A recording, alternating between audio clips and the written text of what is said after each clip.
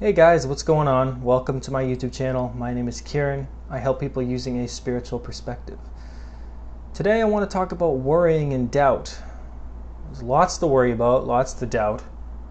You can doubt very basic things about yourself and worry about anything you want. It usually never ending, right? Anybody who's struggled with worrying and self-doubt probably understands what I'm talking about, is that it seems that it consistently just exists and goes on and on and on in this sort of hell-like circle.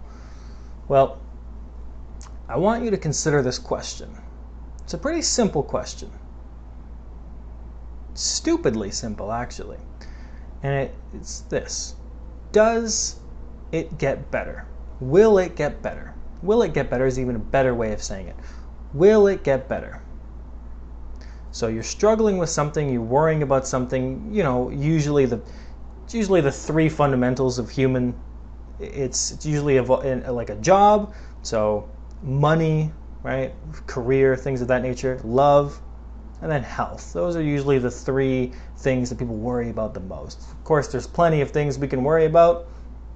We can worry about starfish and if they're doing all right. How are the starfish doing? I'm not particularly sure. I don't really care either. But the three main things: health, love, career, finances, right? So when you consider the question, will it get any better? You're left with this sort of logical answer, of course, which is, either yes or no. But you're left with this feeling that the more that you worry, it seems the less likely it is for these things to occur. So what I mean is, you're worried about your finances, you're doubting if there'll ever be another good luck coming your way. And as you worry, as you get into these feelings of doubt and such, does it get any better? And then suddenly, you come to this understanding that, I don't know if it will get any better. I don't know, and that's of course the nature of worry and doubt. You don't know if things are going to get any better. Maybe they won't. And that's actually the beautiful thing. When you consider the question, will things get any better? Imagine just for a brief moment that no, they won't. Things will never get better. You will never find the love of your life. You will never get them back. You will never get money again. You will always struggle. You'll never get your health issues fixed. Imagine just for a second, as depressing as that may be to understand and to feel just for a minute, if it never got any better, then you wouldn't worry anymore, would you? There'd be nothing to doubt. There'd be nothing to worry. Worry and doubt is the unknown, right? It's caused by this lack of understanding, lack of clarity. Will I get money again? Oh, I don't know. I'm worried about it. The more ambitions, the more goals you have, the more worry that occurs.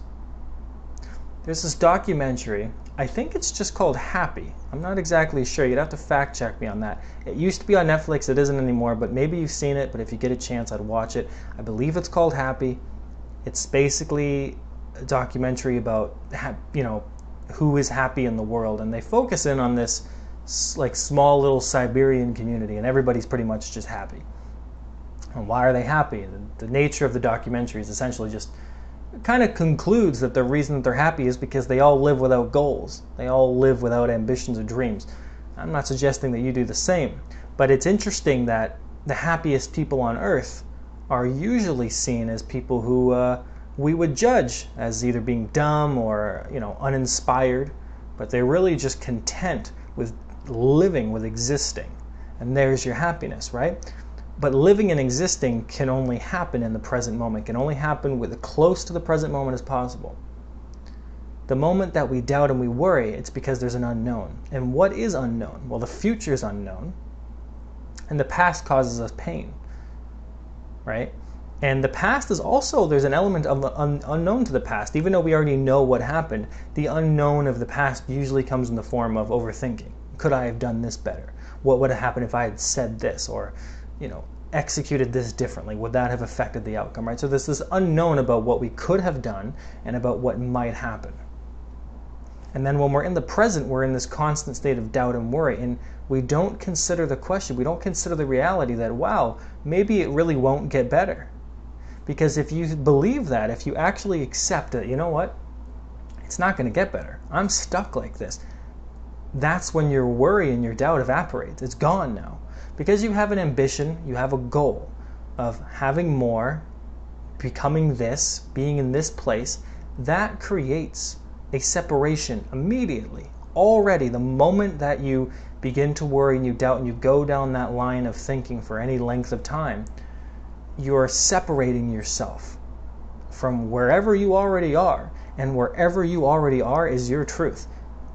If you don't have any money right now, there is almost no point in worrying about whether or not you'll have money in 2 weeks or 6 weeks, because the reality is you're broke. You've got nothing. That's it. That's your truth. No need to worry. You're broke. Good for you. You're done. You don't have to worry anymore, because we're worrying about whether or not we won't be broke anymore. But that doesn't matter. It doesn't matter if you won't be broke anymore. You are broke. You're completely broke. You're lost. I think I'm talking to myself at this point, but you're gone. You know what I mean? You're in that space that you're worried about, will this space last forever? It doesn't matter, because your forever is a finite thing. Right? We think about life as like we're going to live forever, right? Where tomorrow might not be my last day. So there's this worry, this ambition, these clear goals within our mind that put us somewhere in the future. And the worry is created from that. The doubt is created from that. The more goals, the more ambitions you have, the more worry, the more doubt will creep up. It's directly linked to how much ambition, to how much you want to get done in this life. Will directly link up to how much worry you have. And it doesn't have to be 18 things that you want to do. It could be this one really big thing. It just matters how important it is to you, how much you care about this. How much do you care about not being broke? Because truthfully, there have been plenty of people throughout life who have been happy and broke, or sad and broke, or broke and then rich, and then sad and then happy, and then broke and rich and happy and broke again. And it will be in the future as well. There's any number of scenarios in which people have gone through different levels of finances, love, career, health, gains, promotions, ups and downs, right? That's the nature of our life. So the worry and the doubt is a separate place. The worry and the doubt is like these two little atmospheres, right? And we're kind of clinging on to them. But right here is the reality. Right here is the fact. So if you're worried about always being single, well, here's the thing. You are single. Right now, you're it. You're all you've got. So when you're worried, will I ever find the partner? So you have this desire, this goal, so that you really want a partner in your life. And because you care about it so much, there's a lot of worry and a lot of doubt. And you may be single or haven't found the right person for maybe 2-3 years, let's just say. And you're at the brink. You're like, well, maybe I should just give up. Yes, give up. Because right here is the reality. The reality is you're broke. You don't have love, or you're single, or whatever. You don't have a job, or your health isn't doing. That's the reality, because tomorrow you could die. Next week you could die. 4 weeks from now you could die. Tomorrow you can get something worse can happen, and something better can happen as well. And that's the idea, is that if something better can happen, then there's no need to worry or doubt, because something good could happen. And if something worse would happen, or you might die tomorrow, or things will never get better, then of course you don't worry anymore. Why would you? If this was how it was always going to be, you would stop suffering. Right? The suffering creates, suffering is created by the idea that something is not the way it's supposed to be. That is suffering in nature. That is suffering. Things should not be the way that they are, therefore I suffer. But nothing is ever supposed to be the way that it is according to our mind, because that doesn't make any sense. Nature is not controlled by humans.